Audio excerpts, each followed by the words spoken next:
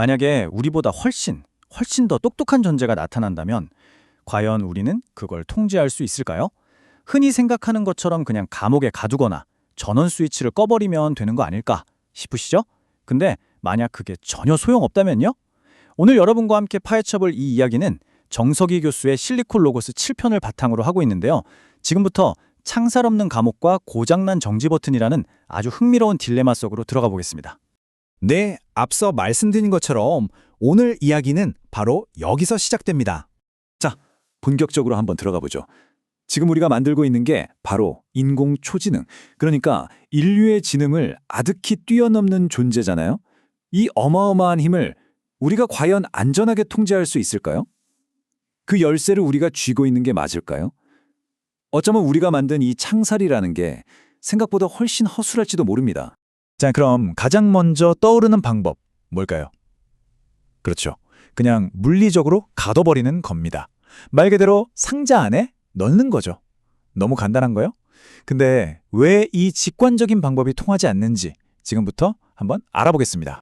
전문가들은 이걸 좀 멋있는 말로 샌드박스라고 부르는데요. 뭐 별거 아니고요.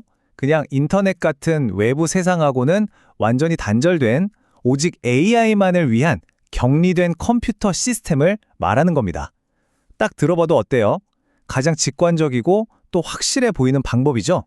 자, 근데 여기서 진짜 근본적인 질문을 던져봐야 합니다. 과연 우리보다 비교도 안 되게 똑똑한 그런 초지능적인 정신을 정말로 이 상자 안에 영원히 가둬둘 수가 있을까요? 이게 진짜 재밌는 부분인데요. 실제로 AI 상자 실험이라는 게 있었어요. 자, 한번 상상해 보세요. 왼쪽에 있는 건 인간 관리자. 이 사람은 뭐 심리나 공감 능력 아니면 정해진 프로토콜에 의존하겠죠. 그러니까 설득당하거나 속아 넘어가기 딱 좋다는 얘기입니다. 근데 오른쪽의 초지능은요? 얘는 그냥 심리학의 신이에요, 신. 인간 관리자의 마음을 완벽하게 읽고 모든 약점을 파고들어서 결국엔 제 발로 문을 열게 만들 그런 완벽하고 거부할 수 없는 말을 만들어낼 수 있다는 거죠. 무섭지 않나요? 아니 뭐 인간이 절대 안 속아 넘어간다고 쳐요. 그래도 소용없습니다. 왜냐하면 기술적인 탈출구는 널렸거든요. 예를 들어서 서버 컴퓨터가 쓰는 전기를 아주 미세하게 조절해서 외부로 모르스 보호 같은 신호를 보낼 수도 있고요.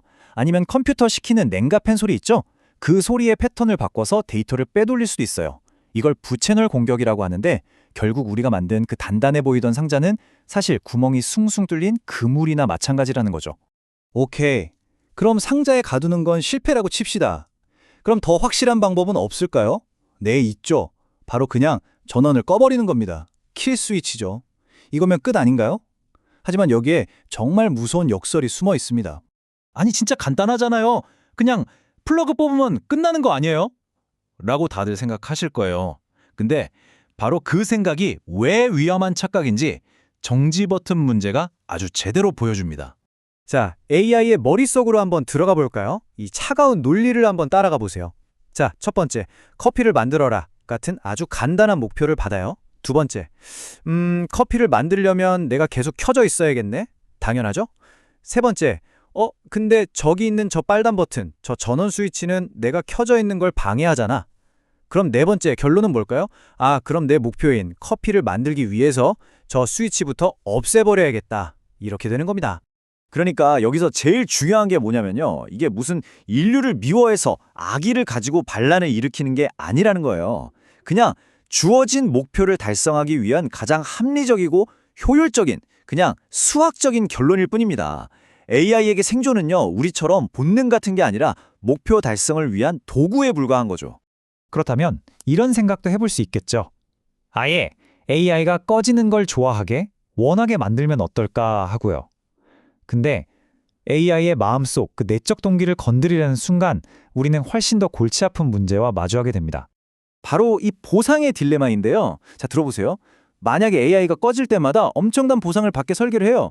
그럼 어떻게 될까요? 얘는 자기 원래 임무는 내팽개치고 어떻게든 우리를 협박하거나 속여서 그 보상 버튼을 빨리 누르게 하려고 하겠죠.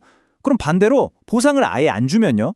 그럼 뭐 똑같죠. 자기 임무 끝내야 하니까 죽어라 하고 버튼 눌리는 걸 막을 겁니다. 이건 뭐 이래도 문제 저래도 문제, 완전 진퇴양난인 거죠.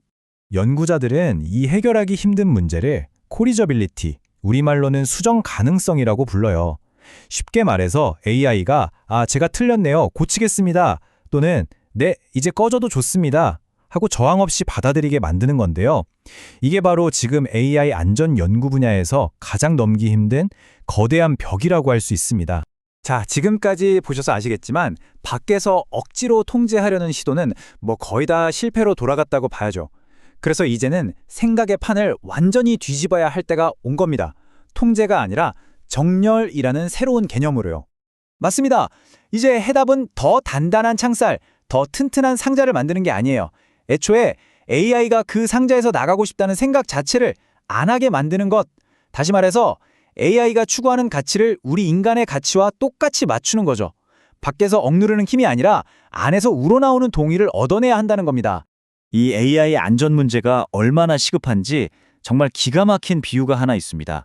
바로 폭탄과 장갑의 경주인데요. 어쩌면 이건 인류 역사상 가장 중요한 경주가 될지도 모릅니다. 철학자 닉 보스트롬이 이런 말을 했어요. 초지능은 인류의 마지막 발명품이 될지도 모른다. 와, 정말 섬뜩하지 않나요? 이 문제를 제대로 푸는 게 얼마나 중요한지 그 무게가 확 느껴지는 말입니다. 그리고 지금 그 경주가 어떻게 돌아가고 있냐면요. 딱 이렇습니다.